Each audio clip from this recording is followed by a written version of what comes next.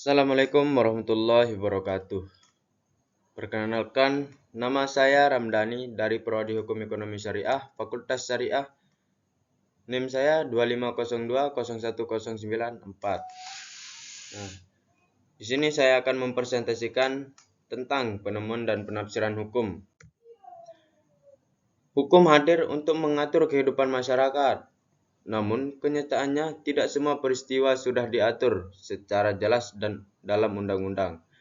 Dalam kondisi seperti ini, hakim dan aparat penegak hukum tetap harus memberikan putusan yang adil.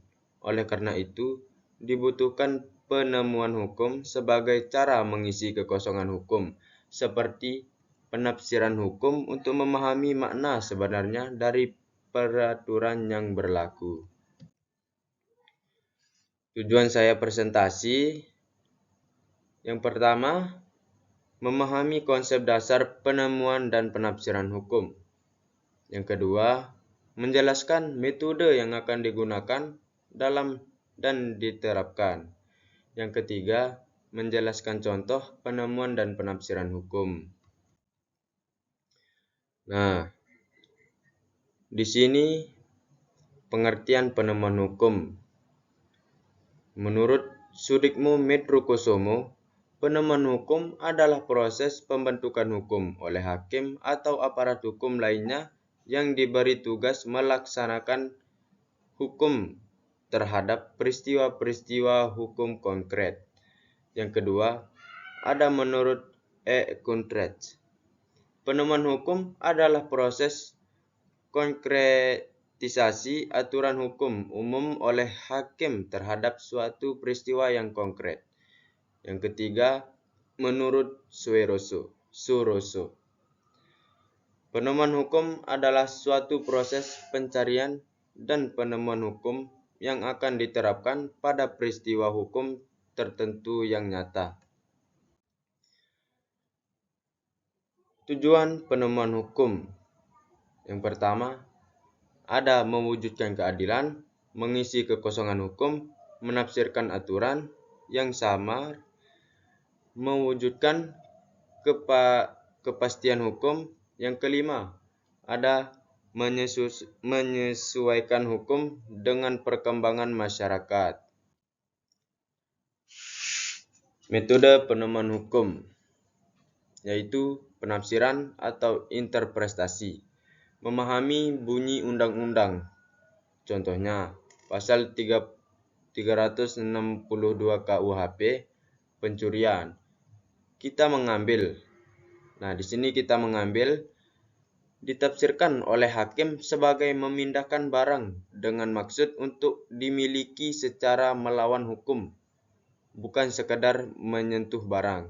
Yang kedua itu ada konstruksi hukum, membangun aturan baru dari asas hukum ketika undang-undang kurang jelas.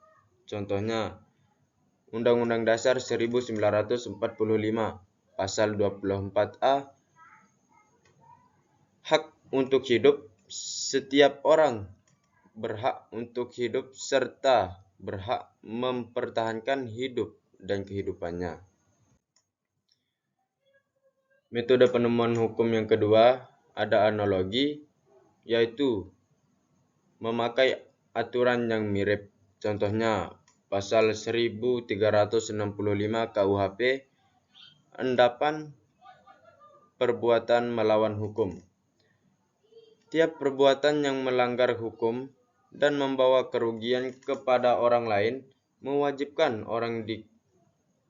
orang yang karena salahnya menerbitkan kerugian ini mengganti kerugian tersebut.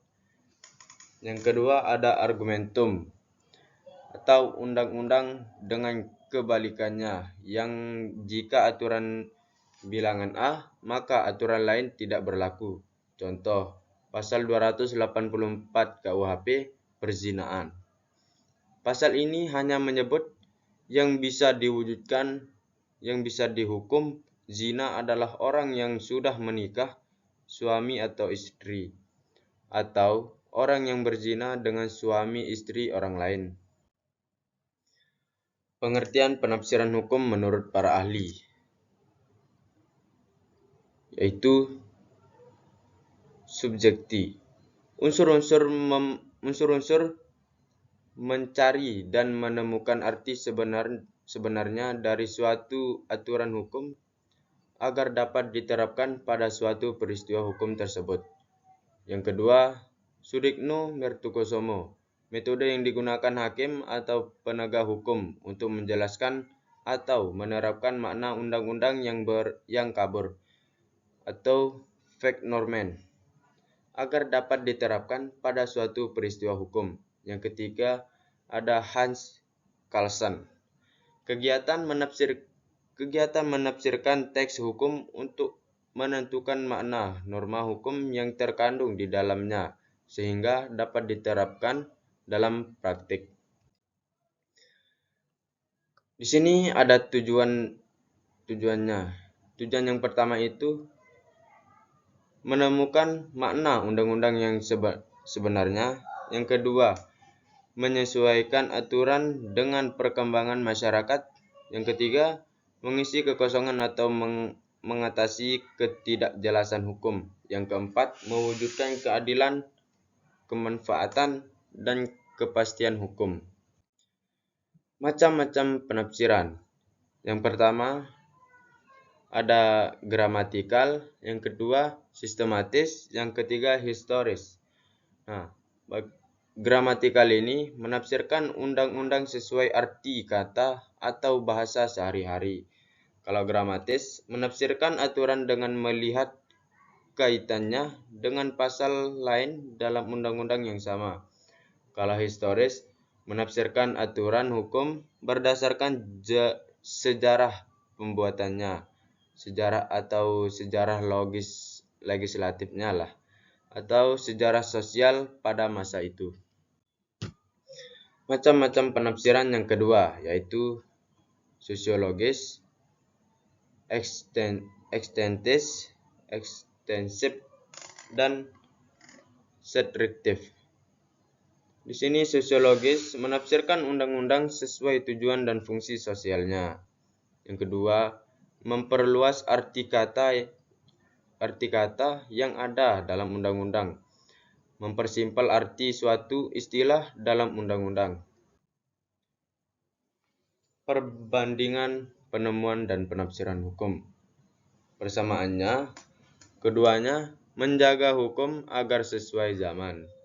Perbedaannya, penemuan hasil hakim ketika hukum kosong. Kalau penafsiran, metode memahami aturan yang sudah ada. Kesimpulannya tidak panjang, cuman penemuan dan penafsiran hukum saling melengkapi. Terus penemuan dan penafsiran hukum saling melengkapi juga. Saya mengambilnya dari sumber representasi ini ya. Sekian, cuma ini yang bisa saya sampaikan. Kalau ada kurang atau lebihnya mohon dimaafkan. Wabillahi taufiq wal hidayah. Wassalamualaikum warahmatullahi wabarakatuh.